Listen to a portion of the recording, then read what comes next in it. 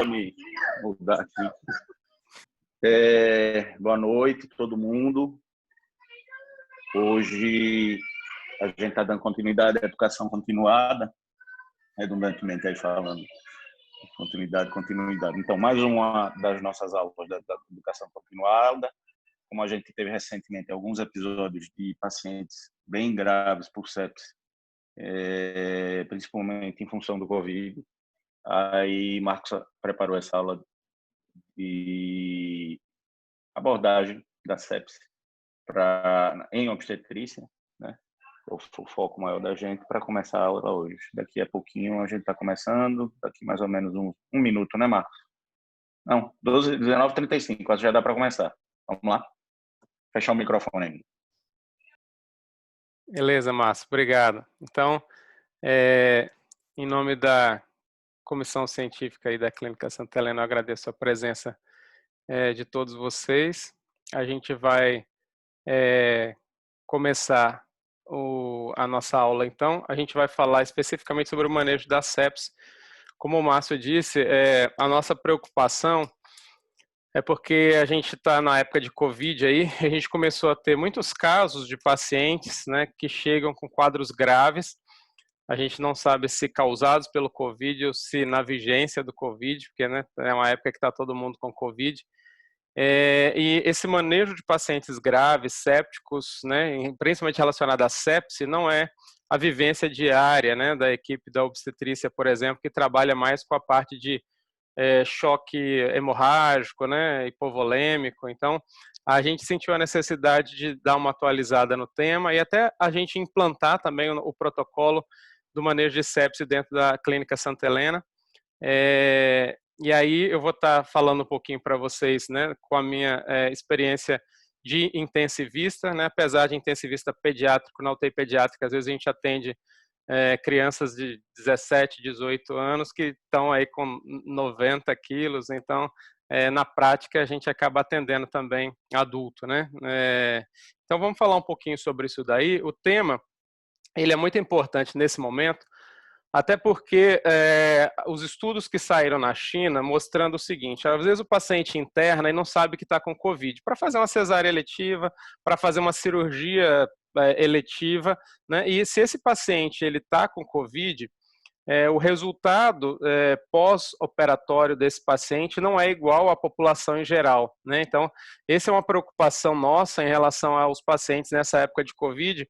Esse estudo da China mesmo mostrando que os pacientes que chegam 5, 6 dias depois do parto com febre e tal, ao invés da gente pensar que fosse só uma infecção, né, do útero, que seria o mais comum, principalmente nesses pacientes que estão com taquipneia, a gente viu que mais ou menos isso aqui, nesses pacientes que eles pegaram aqui, mais ou menos metade era cesárea, então eram pacientes positivos com Covid, mas assintomáticos, eles nem estavam sentindo nada, foi coletado depois por acaso. E esses pacientes, eles precisaram de UTI, quase metade deles, né? Assim, quer dizer, você operar um paciente com Covid é sempre um risco e a gente não sabe quem está com Covid nesse momento. E o pior de tudo é que o índice, a mortalidade foi muito elevada, né? Se a mortalidade do paciente jovem, e essa população tinha uma média de 55 anos, a mortalidade pelo Covid está em torno de 2%, 5%, aqui a gente teve uma mortalidade de 20%, mostrando que operar um paciente com Covid é sempre um risco maior. Então, a gente está diante desse risco nesse momento, né? E aí, a questão, algumas definições, às vezes, são meio confusas, né? As pessoas ficam assim, o que é infecção, o que é sepse, o que é choque séptico, e isso acaba que já teve tanta classificação e reclassificação que você vai ver a literatura, vai dar uma lida na internet, você pode ficar bombardeado com informação, uma contradizendo a outra, e isso pode ser um pouco confuso. Vou tentar organizar atualmente. A última revisão que foi feita aí foi em 2016, no Surviving Sepsis Campanha, que é uma campanha internacional para melhorar o atendimento à sepse, né? E ele foi traduzido para o português, depois traduzido também pelo Instituto Latino-Americano de Sepse. E a ideia é o seguinte, primeiro, quando que eu penso em infecção? Isso não precisa de falar, né? Infecção é toda vez que eu suspeitar que tem uma invasão de algum tecido humano, que causa uma síndrome, que causa uma doença e tudo. Essa infecção ela pode ser só suspeita, que é a grande maioria dos casos, né? A gente suspeita de infecção, mas quase nunca tem certeza absoluta. E tem aquelas que você consegue confirmar, seja por uma cultura, por um exame de imagem, seja por um PCR, mas na prática a gente trabalha muito, principalmente na urgência, e principalmente no primeiro dia, que é quando eu vou fazer tudo aqui, que a gente vai falar hoje, ainda na suspeita, ainda no campo da suspeita. A gente não precisa de ter o diagnóstico de uma infecção para pensar em sepse ou em choque séptico, tem que ter uma suspeita. Ok, quando eu estou falando então de infecção, de sepse, a ideia é essa. O que uma infecção pode fazer com a pessoa? Na maioria das vezes, você tem uma infecção, seu organismo vai e te defende, você produz anticorpos e tudo se resolve. O grande problema é que tem algumas pessoas que o seu organismo, na tentativa de te defender, ele vai te machucar, né? Quando você tem uma resposta exagerada, uma síndrome da resposta inflamatória sistêmica, que não é contrarregulada adequadamente, você vai ter uma destruição de tecidos, uma invasão de tecidos, uma vasodilatação, entrada de líquido no pulmão, entrada de líquido nos órgãos humanos, no cérebro, e acaba que no final você vai ter um quadro que a gente vai chamar de inflamação sistêmica causada por uma infecção, né? Se essa inflamação machucar algum órgão, ou seja, se tiver injúria, se tiver lesão de algum órgão, eu estou diante da tal da sepse, né? Então, sepse não é só uma infecção que se espalhou. Sepse é uma infecção, né, que acometeu outros órgãos sem ser o órgão onde ela está. Então, se por acaso eu tenho uma manifestação de lesão em algum órgão, eu estou diante de uma sepse. Então, eu posso ter uma infecção de urina simples, sem sepse, como eu posso ter uma infecção de urina com sinais de inflamação sistêmica, de inflamação exagerada, que é quando eu vou suspeitar que esse paciente possa estar em sepse. Aí muda completamente. Quem está em sepse, a mortalidade pula, né, de 1, 2% para 15%, só pelo fato de estar em sepse, né? Se for choque séptico, então, nós estamos indo para 50%, 90%, né? Ok.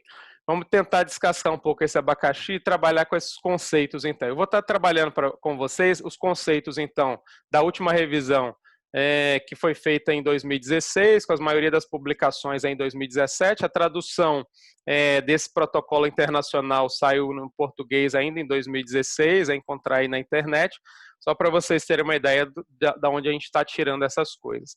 Então, tecnicamente, o conceito de sepse é isso. Sepse é uma resposta desregulada a uma infecção, um exagero do seu organismo, com lesão de órgãos. Então, se lesar um órgão, nós estamos falando de sepse, tá?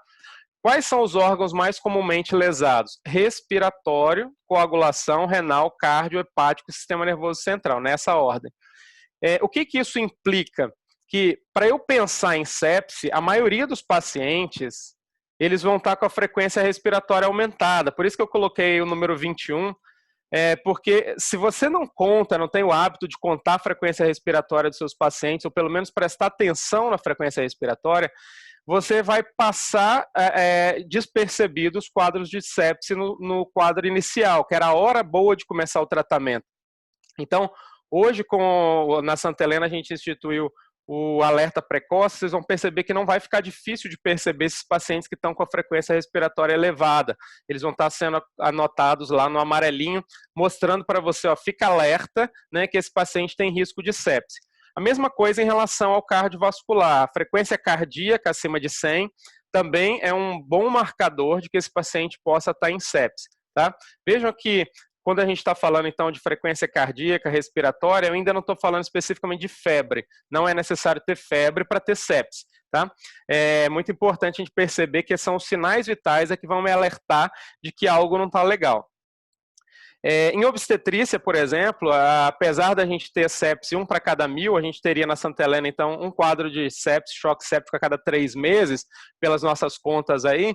Vocês viram que em menos de um mês a gente já teve 3, 4 casos graves aí, né? Então, na prática, o Covid está acelerando muito e saiu bem do padrão do que a gente esperaria aí para encontrar na nossa clínica, por exemplo, tá bom? Como é que a sepse ela pode matar uma pessoa? Então, essa inflamação às vezes é tão exagerada, que esse monte de substâncias que vão ser liberadas, elas vão promover uma vasodilatação com saída de água, né, para o terceiro espaço, fazendo com que você entre no processo de hipovolemia. Daí a importância de dar volume para esses pacientes. Além de tudo, lesa o miocárdio, né? Geralmente esses pacientes evoluem com algum grau de miocardite, daí a importância das drogas vasoativas, e pode provocar trombose microvascular, daí a importância da heparina. E no final leva à falência de múltiplos órgãos e o paciente entra em óbito, né, no caso avançado. Então é assim que a sepse ela pode matar um paciente.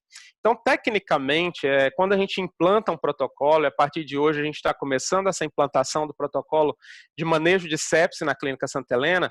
Esse aqui é o Instituto Latino-Americano de Sepse, né? Para você dizer que a sua clínica tem qualidade no atendimento do paciente séptico, você tem que evitar uma morte que pode ser evitável, né? Que a gente tem muita paciente que não era para estar morrendo, que a gente faz o manejo adequado. E para isso eu preciso de reconhecer precocemente e fazer o tratamento rápido, otimizado. É isso que a gente vai estar falando aqui um pouquinho hoje. Isso daqui é muito importante. Quando que eu suspeito de sepse, então? Quando você tem uma inflamação exagerada. Como é que eu sei que tem uma inflamação exagerada? Vou dosar IL-10, vou dosar IL-8? Não, para eu saber que tem uma inflamação exagerada, em pesquisa a gente faz isso. Mas para saber que tem uma inflamação exagerada, a gente vai ver os sinais clínicos de inflamação sistêmica.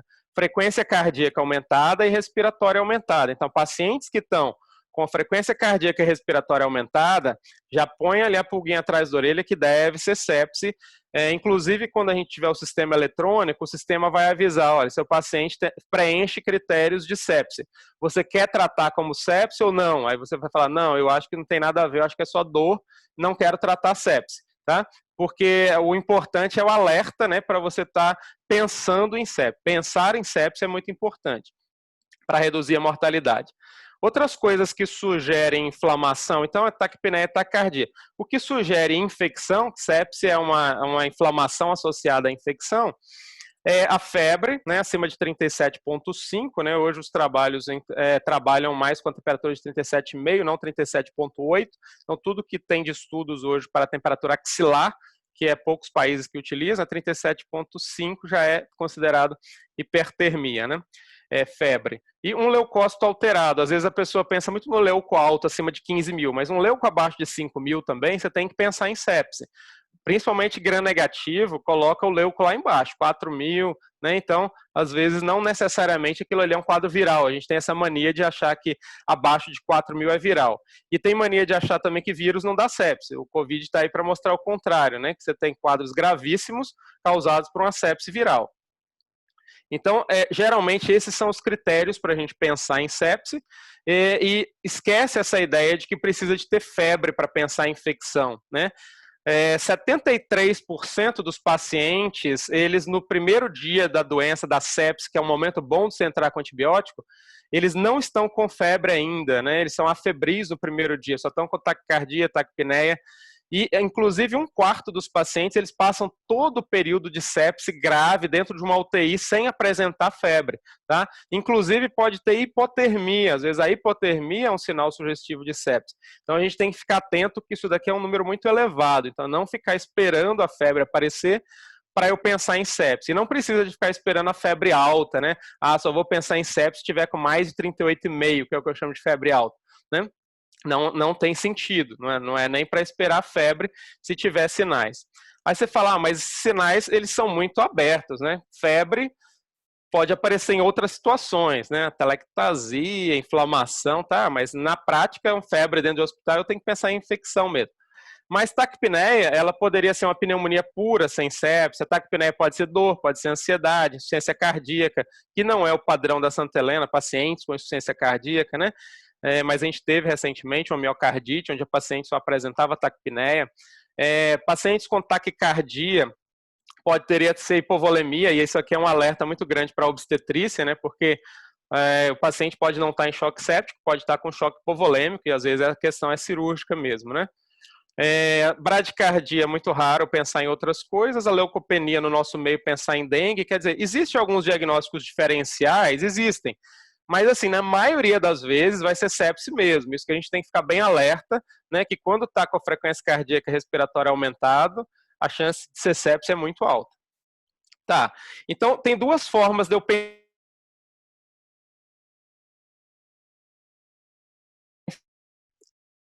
com lesão ou não, né? Ou até reduzido. Outra, aquele paciente, você fala assim, tem lesão em órgão-alvo. A gente falou que sepsis é um paciente com lesão no órgão-alvo. Então, se você já olha para o paciente e fala, o órgão já está usado, né? Então, eu não tenho dúvida que ele está séptico. Então, por exemplo, um paciente que está com rebaixamento do sensório, seja porque está agitado, seja porque está sonolento. Toda hora você vai lá conversar, dorme, responde tudo bonitinho, mas dorme de novo. Esse rebaixamento de nível de consciência é sepse, não tem dúvida, tá? Paciente que tem alteração respiratória, já está grave, né? Frequências respiratórias maior que 24, geralmente sugerem paciente muito grave. Então, pacientes que estão graves, paciente já precisando de oxigênio, você tem dúvida de que tem uma lesão pulmonar nesse paciente, não precisa mais dúvida. Então, o quadro de sepse está mais gritante ainda na nossa cara, né? Outras possibilidades seriam o paciente que está em má perfusão. Então, assim, má perfusão quer dizer não tem oxigênio suficiente para o seu corpo inteiro. O que seu corpo faz? Fecha a periferia, fecha o rim, fecha o braço, fecha a perna e deixa o sangue circulando só na cabeça e no coração. E aí a periferia fica gelada, pulso fino, tempo de enchimento, você aperta o dedo, o vermelhinho não volta ali em 2 segundos.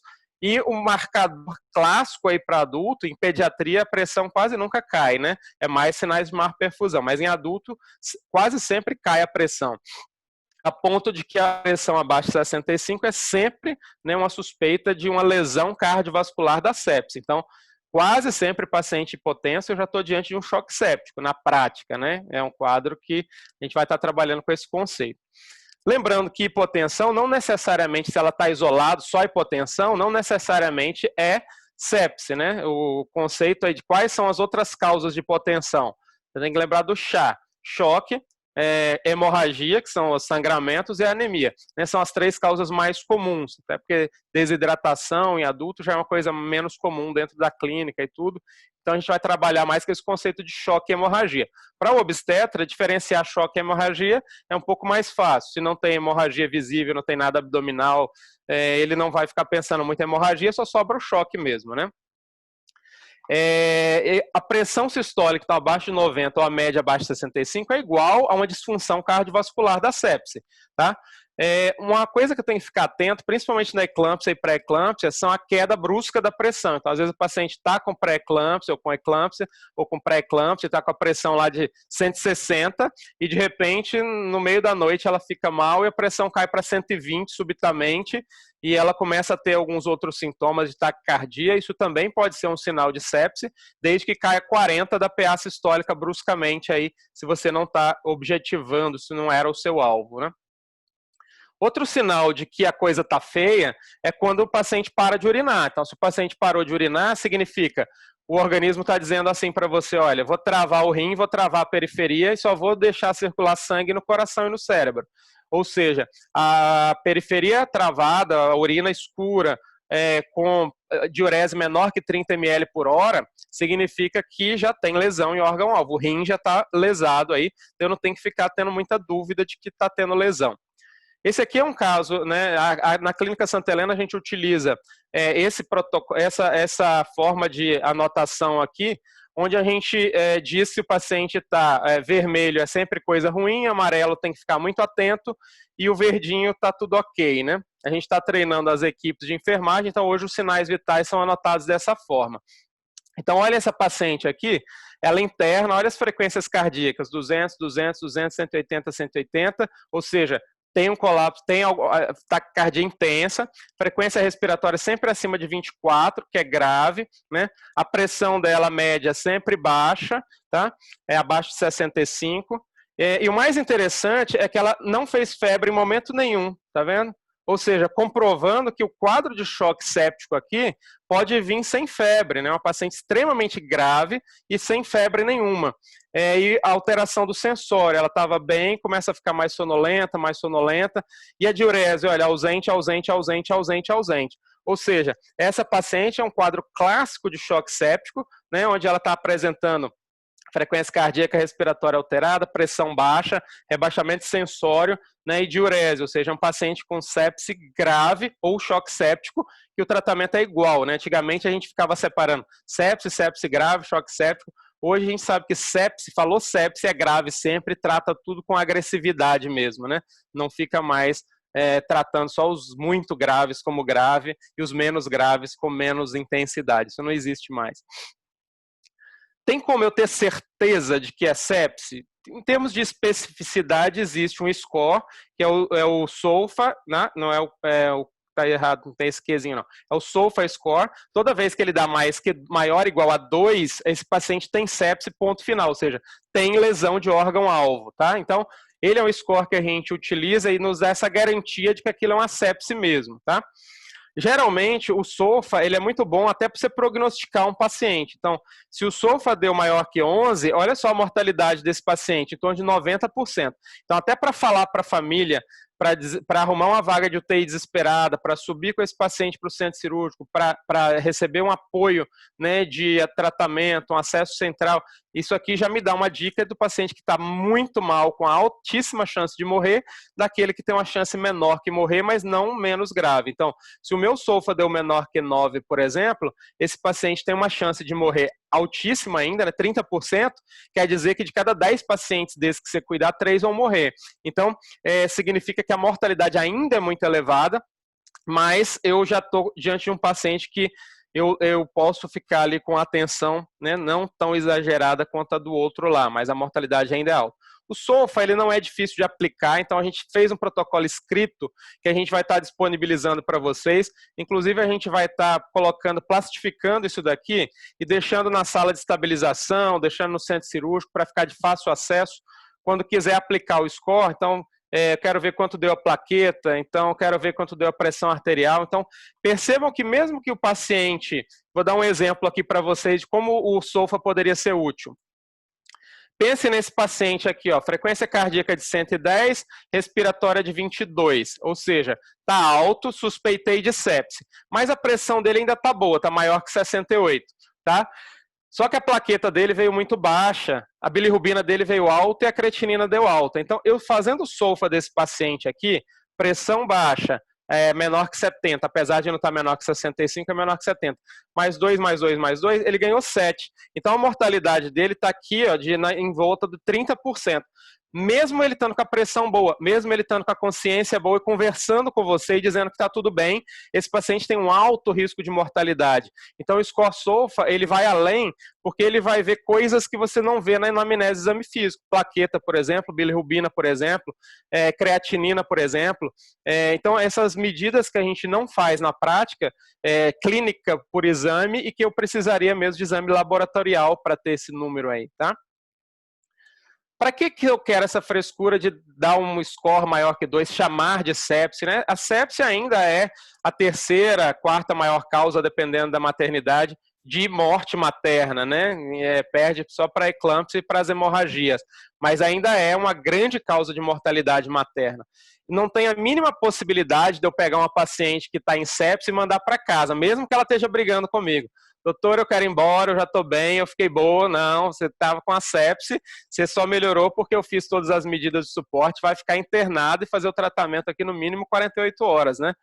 A sepse, ela mata muito rápido, né? Os estudos em obstetrícia, agora eu vou trabalhar só com obstetrícia, mostram que uma vez diagnosticada sepse, choque séptico, a morte em menos de 24 horas ocorre na metade dos pacientes. Se eu estou falando em sepse por estrepto, por exemplo, 75% menos de 9 horas. O tempo que eu tenho para tratar é mínimo. Metade desses pacientes aqui, menos de 2 horas, está evoluindo para óbito, né? Então, a mortalidade muito rápida e agressiva. Então, eu preciso de ser agressivo. Por isso existe internacionalmente o tal do pacote da primeira hora. Veja a agressividade, não é pacote do primeiro dia de internamento, é pacote da primeira hora. Em 1 hora que eu suspeitei de sepse, não tenho nem certeza se é ainda, mas eu já colhi uma gasometria para medir o lactato, colhi a hemocultura. Se demorou demais o laboratório para vir com a hemocultura, eu já meti o antibiótico de amplo espectro na primeira hora, e esse antibiótico não é para correr pingando gota a gota em 1 hora, é para escorrer em bolos mesmo aberto, e eu já vou meter o soro no paciente, tá? Enquanto eu aguardo o resultado de exame, eu já vou fazendo volume no paciente.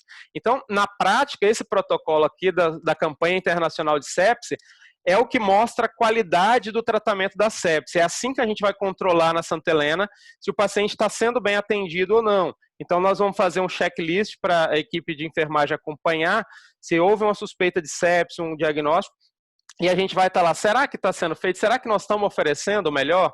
Então, a gente pode tentar chegar nesse ponto. Para isso, eu vou precisar de uma farmácia liberando rápido, vou precisar de um laboratório colhendo exame rápido. É isso que a gente vai estar cobrando dentro dos setores para tentar entender por que, às vezes, o protocolo não está conseguindo ser atingido, né? Então, essa é a nossa meta, esse é o nosso objetivo de melhoria.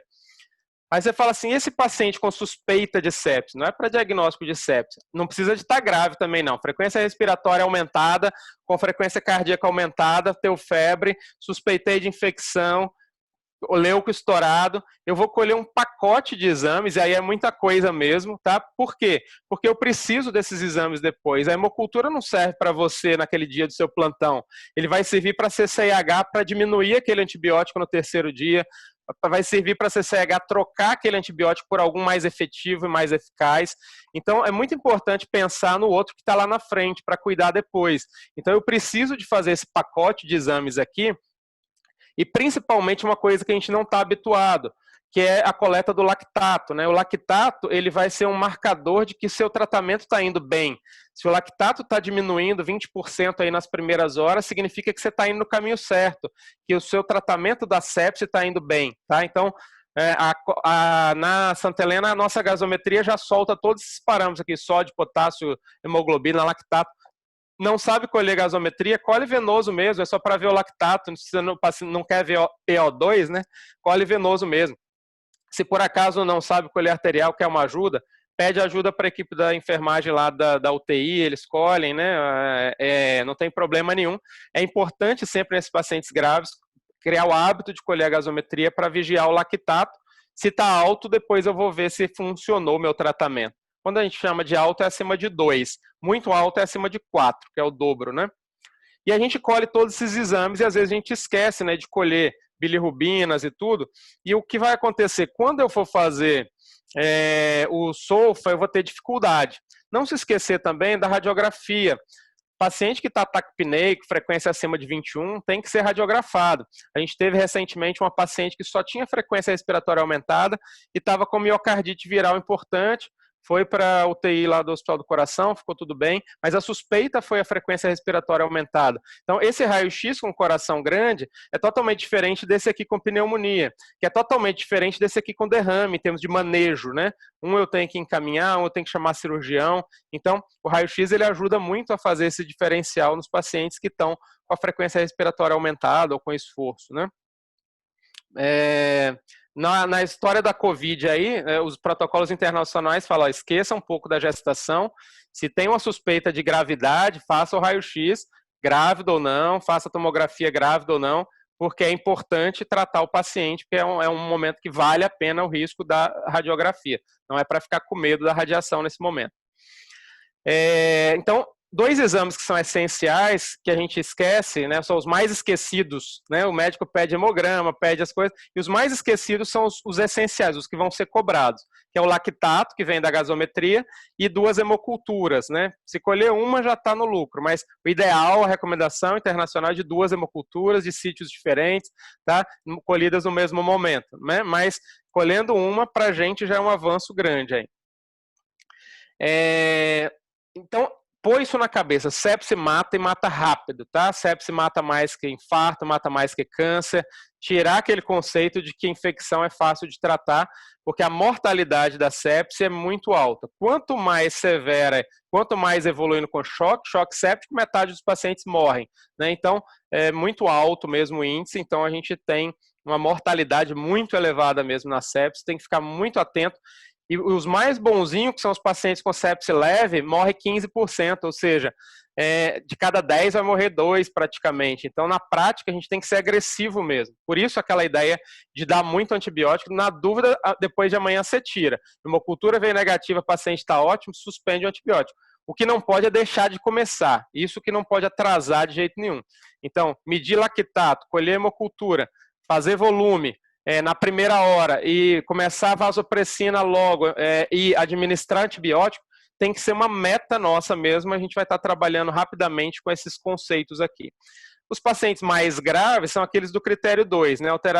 Geralmente é o que a gente fala, é cabeça, coração e pulmão. Se está com rebaixamento de nível de consciência, respiratório alterado, circulatório alterado, isso é sempre grave. O circulatório ele pode ser avaliado pelo lactato, pode ser avaliado pela diurese, pode ser avaliado pela pressão, pode ser avaliado pela perfusão, tá? Quanto pior, né, maior a mortalidade, tá? Não esquecer dos exames essenciais e lembrar que a gasometria, quando ela está mostrando para você um lactato elevado, ela está te dizendo assim, doutor, não tem oxigênio suficiente para todo mundo, esse paciente está fazendo metabolismo anaeróbico, esse paciente está respirando sem oxigênio, isso é mal, isso está gerando ácido, isso gera pH baixo, isso gera acidemia, isso mata, né? Então, o lactato elevado, ele está dizendo assim, olha, estamos em processo de acidemia, né? Estamos em processo de morte em andamento, tá? Aí você fala assim, então se fez acidemia, eu faço bicarbonato nesses pacientes? Não, isso é uma coisa também nova, de 10 a 15 anos para cá, que não se recomenda mais bicarbonato porque está com pH baixo. Só se o pH tiver menor que 7,15. pH de 7,15 a 7,35 é bom, facilita a entrega de oxigênio para os tecidos, entrega o pouco oxigênio com mais facilidade, porque empurra a curva de dissociação para a direita. Libera mais cálcio, funciona como inotrópico. Dá muito bicarbonato, além de atrapalhar as drogas vasoativas, você ainda causa isquemia cerebral, causa lesão rebote depois, no outro dia. Então, bicarbonato é pouquinho e só para subir o pH acima de 7,15, tá? Trato na urgência ou trato na UTI? Então, já foi a época que choque se trata na UTI. Esse conceito é um conceito recente de 2005, né? Então, nós já estamos aí com 15 anos que a recomendação é droga vasoativa no acesso periférico, no pronto-socorro. A gente trabalhou muito com a pediatria aqui dentro do estado, com protocolos e tudo, e melhorou isso demais. Hoje os pediatras perderam muito medo, né, de fazer droga vasoativa no pronto-socorro, e isso aumenta a sobrevida em 22 vezes, né? Então é uma diferença brutal aí. Tanto é que essas medidas feitas lá na urgência, na porta, elas diminuem a mortalidade aí das últimas décadas, né, de quase 100% para 5 a 10%. Então, quanto mais precoce, melhor. Não deixa o choque instalar, não, e depois você não tira o paciente do choque. Então, como eu cuido desse paciente grave? ABCDE, né? Então, vou lá, aspiro, né, coloco oxigênio para manter a saturação acima de 92, pode ser um catéterzinho até 4 litros, a gente não passa de 4 litros com catéter, porque geralmente começa a causar lesão, turbilhonamento de ar exagerado, você trocaria por uma Venturi aí, né, a 10 litros os pacientes mais graves, mas manter a saturação acima de 92. Pacientes graves, coloque sempre um pouco de oxigênio, porque choque é falta de oxigênio aos tecidos. A equipe de enfermagem, a gente está capacitando, treinando para utilizar sempre, né, os gelcos mais grossos. As recomendações internacionais é o rosa e o verde, é gelco 18 e 20, tá? 2 acessos, porque geralmente um só às vezes não dá conta que o volume de líquido é grande para você fazer. Às vezes um acesso vai ter que ficar parado com a droga vasoativa. Qual é o líquido que eu vou infundir nesse paciente? Então, a premissa número 1 é que tem que colher exame, lactato e hemocultura. Premissa número 2 é que eu tenho que dar volume. Todo choque, toda sepse tem perda de líquido para terceiro espaço. Então, eu começo, enquanto eu colho os exames, põe para correr ali um ringerzinho, né, 500 ml. Se o paciente está grave, eu abro o ringer, né, e vou abrindo um atrás do outro. Mas os pacientes que eu estou só esperando o exame para tomar alguma conduta, põe um ringer já para correr, né, até sair o resultado dos exames. Por que o ringer e por que não glicose, por que não soro fisiológico? Porque o ringer, ele tem pouco cloro, tá? Se você der soluções com muito cloro, veja que o ringer tem 109 de cloro. Existe uma bomba de cloro bicarbonato, empurrou muito cloro no paciente, o paciente recebeu muita carga negativa, ele põe bicarbonato para fora. Bicarbonato para fora gera acidemia. Então, é uma acidemia hiperclorêmica, porque o excesso de cloro vai gerar acidemia depois. Então, a solução ideal, tá, para choques, pacientes em sepse grave, é o ringer, tá? Por que não o soro fisiológico? Porque é da acidemia que vai vir depois, porque ele tem muito cloro, 154 mEq por litro versus 109, por causa da bomba de clorobicarbonato, tá? Por que não glicose a 5%? Glicose a 5%, hoje em dia, hoje em dia não se usa mais, em pediatria isso está acabando, né? Não se usa mais glicose pura. Por quê? Porque assim que o paciente consumir essa glicose, você vai estar dando água pura na veia. Deu água pura na veia, você está gerando hemólise, você está gerando edema pulmonar, você está gerando edema cerebral, o paciente começa a ter vômito, náusea, mal-estar. Então, assim, não é para ficar utilizando glicose a 5% pura por muito tempo. Isso daí tem uma coisa que tem que ser abolida. Tem que tomar muito cuidado, porque às vezes a gente tem o hábito, né, de diluir a ocitocina sempre em glicose. Não é obrigatório, você pode diluir em soro fisiológico. Pode pôr uma glicosezinha ali na paralela, só pingando umas gotinhas para não fazer hipoglicemia, se essa é a meta, né? Mas evitar glicose pura no paciente, jamais, isso não é uma coisa que se faz mais. Em pediatria mostrou que as crianças estavam morrendo, ia fazer cirurgia de amígdala e morria por causa de soluções hipotônicas sem sódio, tá? Então isso é um perigo. Se você quer dar glicose para o paciente e não ter o problema da osmolaridade baixa, você pode usar o soro glicofísio. O soro glicofísio, ele é um soro fisiológico e é um soro glicosado, ele não é meio a meio. Tem gente que acha que o soro glicofísio é metade de glicosado e metade fisiológico. Não, ele é um soro fisiológico total e também é um soro glicosado total. Então, ele é uma ótima opção quando quer administrar. Mas, via de regra, para volume, a gente usa o Ringer, é a primeira escolha. Lembrar que hiponatremia mata não só a mãe, quanto o bebê também. Tem vários relatos saindo na literatura de bebês, então a mãe usou soro glicosado lá durante muito tempo no pré-parto, o sódio dela caiu, óbvio, o do bebê também caiu, e o bebê entra com anóxia grave na UTI, por conta de hiponatremia. E a hiponatremia foi causada na mãe e o bebê, por via de regra, diluiu junto. E aí a gente trata a hiponatremia agressivamente no bebê e tudo responde melhor. Mas o estrago foi feito pela hiponatremia e não por um evento grave que tenha acontecido durante o parto, tá? Ficar muito atento a isso. É muito volume que eu tenho que dar? Sim, é muito volume. Se o paciente tem sepse, se o paciente tem choque séptico, é muito volume mesmo. A recomendação vai colocando 500 ml de cada vez, mas a ideia é dar mais ou menos 30 ml por quilo, que corresponde a aproximadamente 2 litros em 1 a 2 horas, ou seja, é bastante líquido mesmo, tá?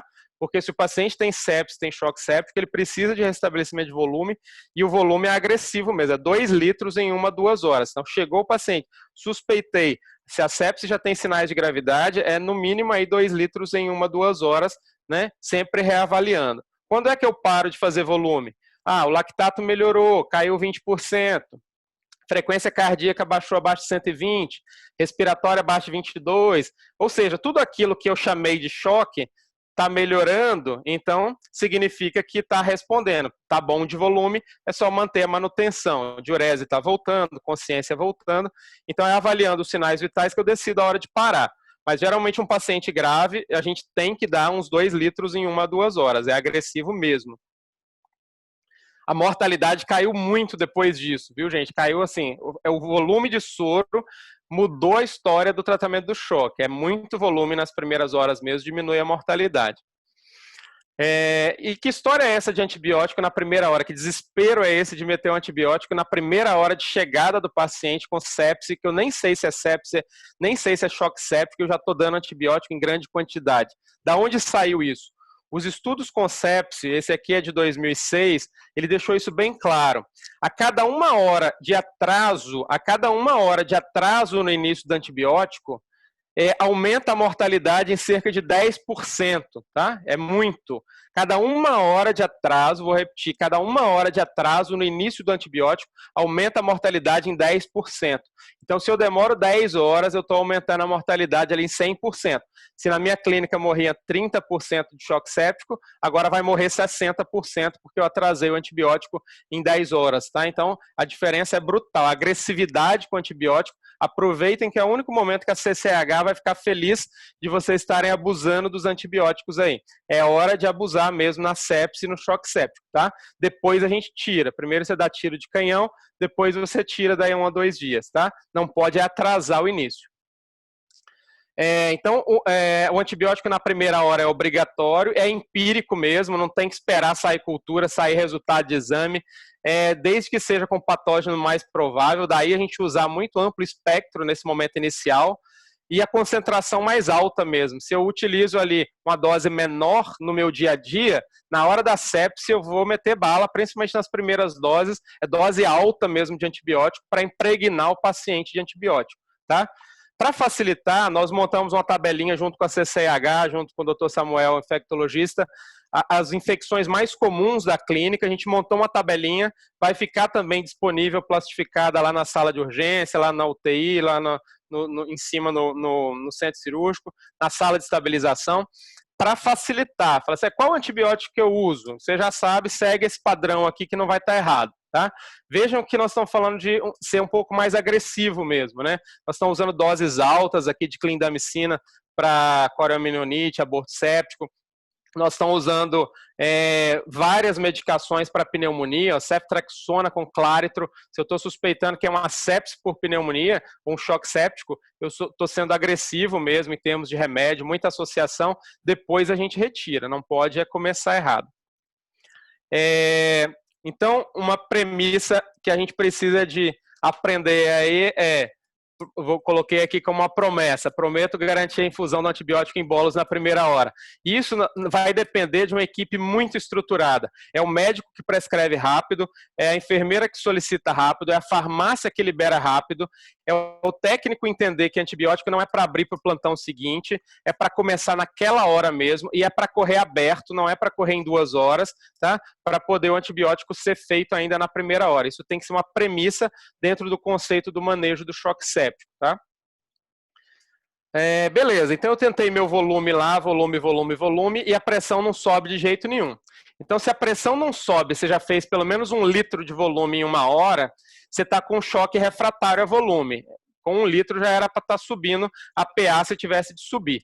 Nesses casos em que você fez 1 litro de volume ali e a pressão não respondeu, eu estou num quadro de choque séptico. O nome é choque séptico, já está bonito, está detalhado. Lá, até agora eu suspeitava, fiz 1 litro, a pressão não subiu, o nome agora já está certeza, né? É choque séptico mesmo, tá?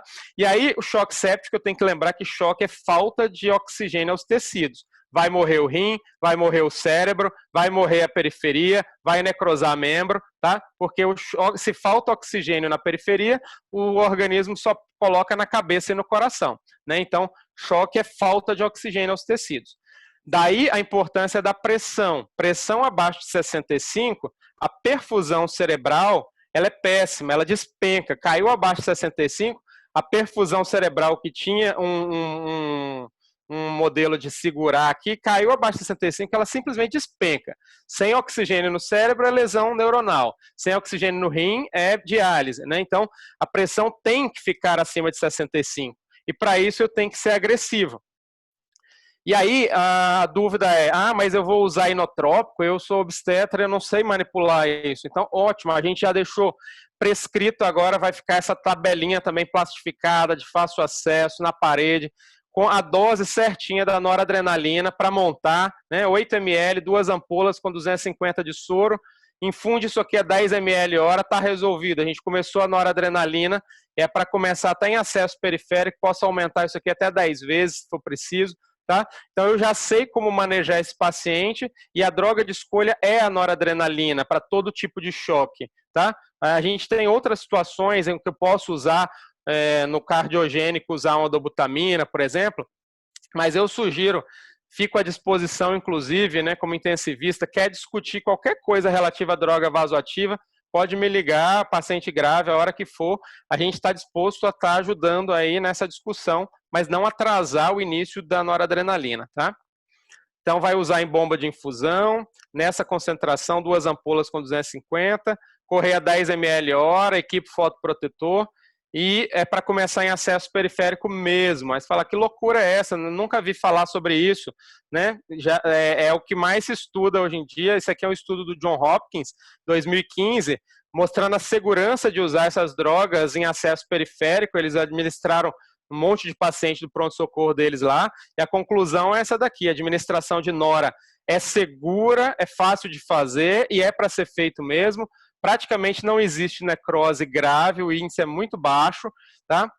E a gente tem que tirar da cabeça, ele fala que o clínico tem que tirar da cabeça que droga vasoativa é para acesso central, isso é coisa ultrapassada. Então, é para começar em acesso periférico mesmo, é óbvio que com alguns cuidados, pegar, né, o acesso sempre na fossa cubital, evitar mão, evitar aferir a pressão naquele braço, deixar um catéter mais grosso, conferir o retorno venoso antes de administrar, cada 15 minutos dar uma olhadinha, ver se não está infiltrando, e não passar muito de 3 horas no acesso periférico, né? Então isso aqui traz bastante segurança nesse manejo, é o tempo que eu vou subir para o centro cirúrgico, solicitar um acesso central, né? Então dá tempo, tá? Então, se eu comecei com a noradrenalina e esse paciente precisei de aumentar, comecei com 10 ml hora e precisei de aumentar para 15, para 20, esse paciente é um paciente que ele está com dificuldade de responder ao inotrópico, a pressão dele não está subindo. Nesses casos que não responde à droga, e só nesses casos, eu posso usar o corticoide. Então, o corticoide é para aquele paciente que eu já tentei volume, não respondeu, já comecei com noradrenalina na dose baixa e eu precisei de aumentar. Precisei de aumentar a noradrenalina porque a pressão não sobe, eu posso usar hidrocortisona, dose baixinha, viu, gente? É 50 mg de 6 em 6 horas. Não é para meter um frasco, não é para tratar asma, nós estamos aqui fazendo tratamento de sepse. Se eu der muito corticoide, eu inibo a resposta inflamatória demais e atrapalho a minha defesa. Então tem que tomar muito cuidado, é amenizar a defesa e não tirar a defesa do paciente. Essa dexametasona para COVID, por exemplo, tem que tomar muito cuidado. Ela é para paciente na segunda semana, grave em UTI, não é para ficar usando toda hora em pronto-socorro. Não é essa a ideia, tá?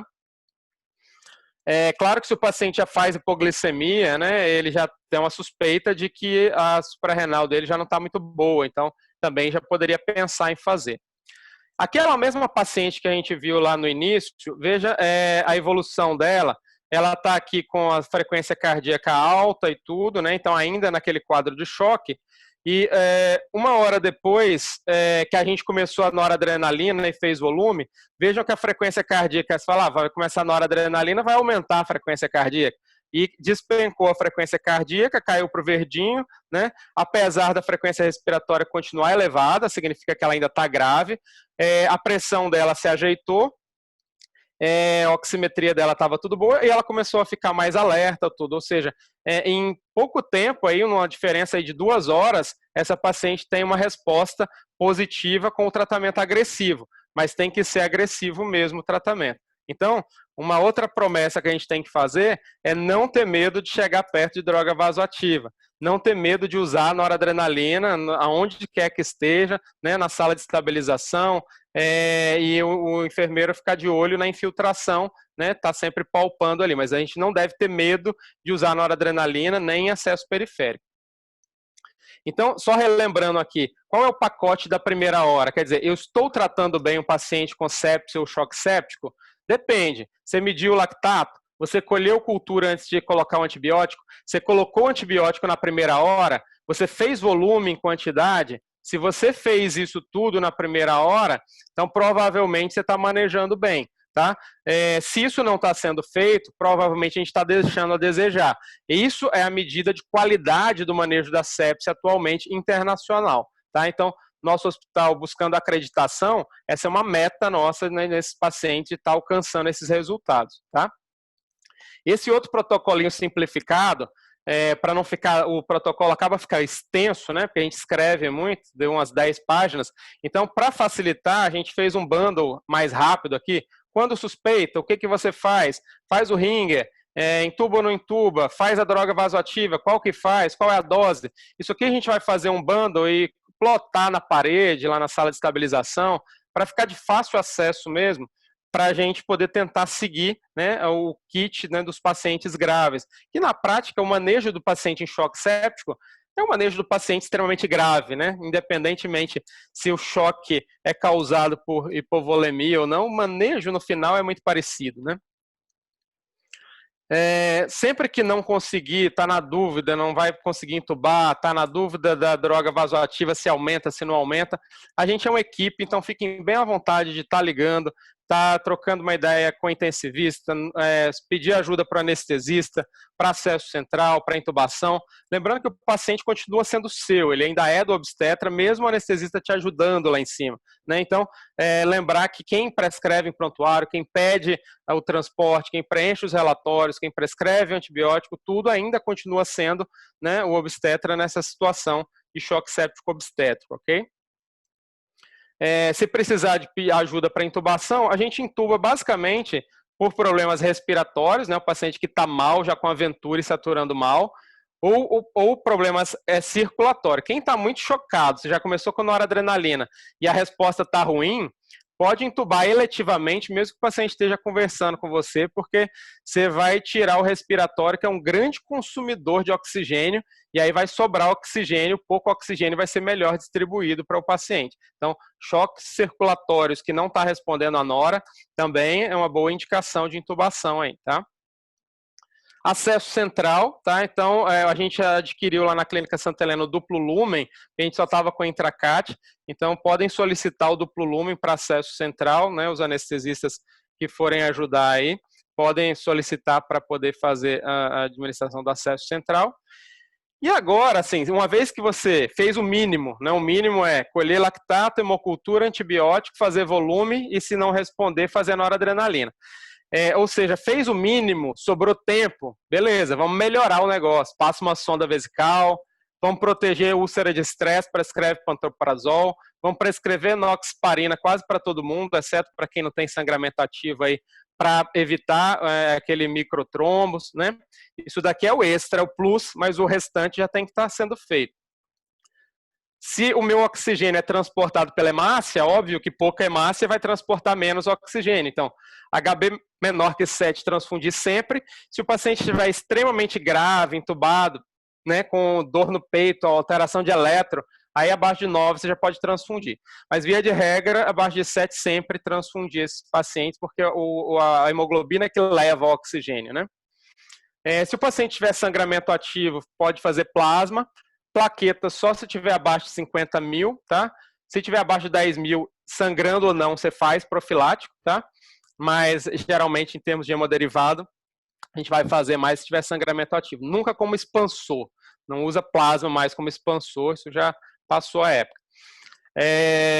Em termos de pressão invasiva, se tiver, a gente está adquirindo, a clínica ainda não tem o kitzinho, mas a gente está adquirindo agora, então em breve a gente vai estar disponibilizando também pressão invasiva, né, o kitzinho para a gente utilizar. Se alguém tiver habilidade para ir lá pegar a artéria, muito melhor, né, isso é melhoria no manejo. Se já pegou acesso central, né, e agora estou lá sobrando tempo, dá para colocar o catéter de pressão, que é o mesmo da pressão invasiva, eu coloco no catéter agora para medir a pressão dentro do átrio. Isso é até bom, né? Quando tá mais que 12, não cabe mais volume. Chega de ficar fazendo expansão, porque o normal é de 8 a 12. Acima de 12, chega de volume. Estou trazendo informações extras, mas tem que já ter feito o básico. Se eu peguei um acesso central, a ponta do meu catéter, ela está lá perto do átrio direito. Então, se eu colher uma gasometria agora, né, da veia aqui chegando dentro do átrio direito, o ideal é que eu mantenha essa saturação, e aí a saturação mesmo normal acima de 70. Saturação venosa acima de 70 significa que você está indo no caminho certo. Saturação venosa menor que 70 significa que você tem que melhorar, fazer mais volume, fazer mais droga, tá?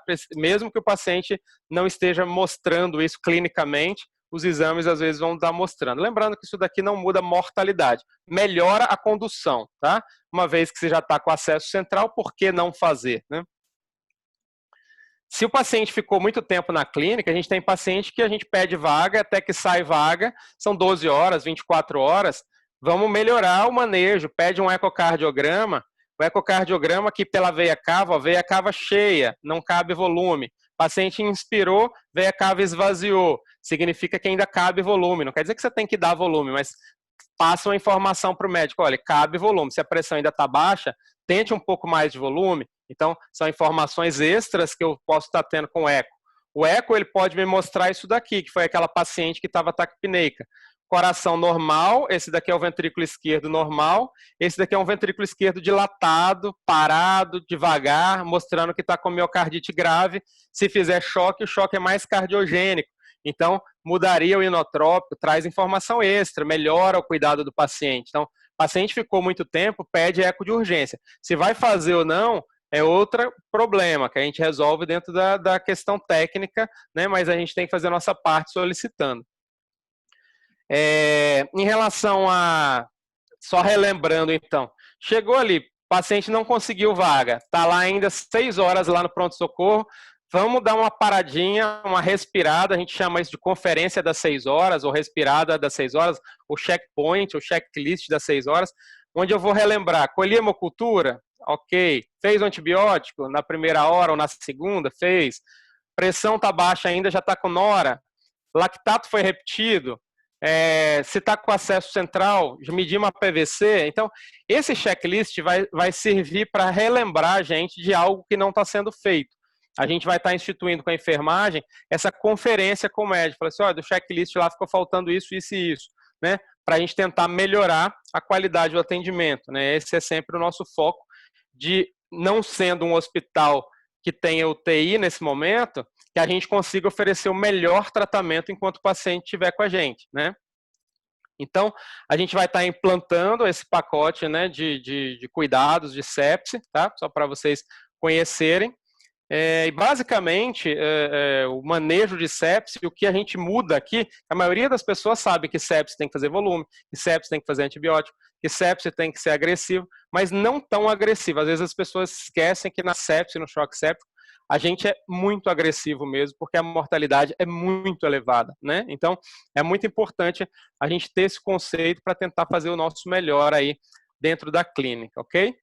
Então, a gente fica à disposição e vamos tentar colocar ele para funcionar. A partir de amanhã eu vou estar distribuindo nos grupos aí o protocolo escrito, esses bundles, né, que a gente vai estar utilizando, a gente vai estar classificando e dentro do próximo mês a gente implementando aí nas áreas, ok? Então, pessoal, eu agradeço a todos pela participação. Peço desculpa porque às vezes eu dou uma corrida para a aula não ficar muito extensa e fico à disposição. Se alguém tiver alguma dúvida, quiser contar algum caso, uma experiência, trocar alguma ideia, a gente fica sempre disponível para discutir aí. Podem abrir o áudio, perguntar e ficar bem à vontade. Se quiser abrir o vídeo também. 10 minutinhos, Marco, pergunta. Sim, podem ficar à vontade aí, pessoal, perguntando. Acho que a Daniela fez uma pergunta escrita aí. Dê uma olhadinha. Deixa eu ver se eu consigo ver aqui. Não, só um comentário. Oi, Dani. Foi só um comentário que realmente a liberação de antibiótico rápida precisa melhorar mesmo um pouquinho. Não é só um pouquinho, não precisa melhorar muito. Mas a gente já tá... Porque assim, eu já tenho o hábito, porque assim, quando o paciente tem cultura de estrépito positiva, eu já deixo ela com a receita do antibiótico, porque se romper bolo, se entrar em trabalho de parto, já vai fazendo para não perder tempo para ter um ataque horas antes do parto. E aí, assim, a última vez a paciente internou 6, só foram fazer antibiótico depois de 8. Isso é uma queixa frequente, Laura também já me passou algo parecido. E dentro desse protocolo, a gente vai estar trabalhando com todos os setores, tanto que inclui lá a farmácia, liberar rapidamente. Tem até alguém da farmácia aí, Bruna está assistindo aqui com a gente, farmacêutica, exatamente porque o protocolo ele é algo integrado e a gente vai criar a melhor forma de fazer isso. A gente tem 2 opções. Ou liberar o antibiótico e deixar ele livre para ser usado lá no pronto-socorro, num kit de urgência, né, kit sepse, ou conscientizar a equipe que quando fala, olha, é sepse, é para parar o que está fazendo lá em cima e descer com o antibiótico correndo. Isso a gente vai ajustar depois com a equipe da farmácia, entendeu? Mas podia não ser só para sepse, entendeu, Marco? Esses casos de bolsa rota também, o ataque, quanto antes for feito, melhor. Perfeito, é super válido isso daí, a gente vai estar trabalhando junto com a CCH para ter lá disponível. Acho que isso daí é essencial mesmo. Até porque a gente está falando... Pela aula, foi perfeita a sua aula, muito, muito boa. Não lembrava de muita coisa, foi ótimo, meus parabéns. Obrigado aí, obrigado. Para a gente que é de UTI, Isso daqui é o dia a dia da correria do UTI. Obrigado, viu? Alguém mais quer fazer alguma pergunta?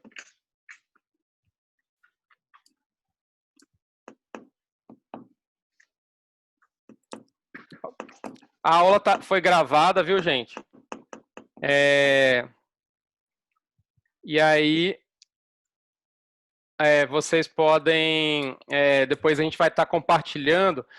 Para quem não conhece ainda, a gente está criando lá na área médica, no site da Santa Helena, tem um cantinho lá, área médica, com todos os formulários que a gente utiliza aí. Espera aí que está dando na área médica tem todos os formulários que a gente utiliza e a gente está colocando essas aulas gravadas lá. Então, quem não assistiu a aula anterior, pode estar acompanhando e assistindo lá também no NEP, na área médica, lá no cantinho do site, ok?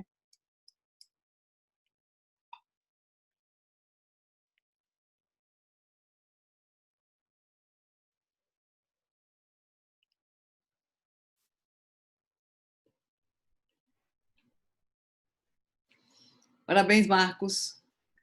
Excelente aula, adorei. Que bom, Helene. Obrigado. Viu? Ok, pessoal, acho que tá bom, então. Acho que a pergunta... Deixa eu ver aqui. Acho que foi mais... essa questão da liberação rápida, né? Que é uma Sim, questão, e a gente vai estar ajustando. Bruna já está aí, né, Bruna? Já está captando as queixas aí, para a gente estar melhorando isso daí, tá bom? Obrigado, pessoal. Boa noite. Finito. Aí. Marcos, obrigado pela exposição. Brilhante. Vamos tentar implementar isso aí o mais rápido possível. E só ratificar que a palestra está gravada, tem todas essas palestras na área de acesso no site da clínica.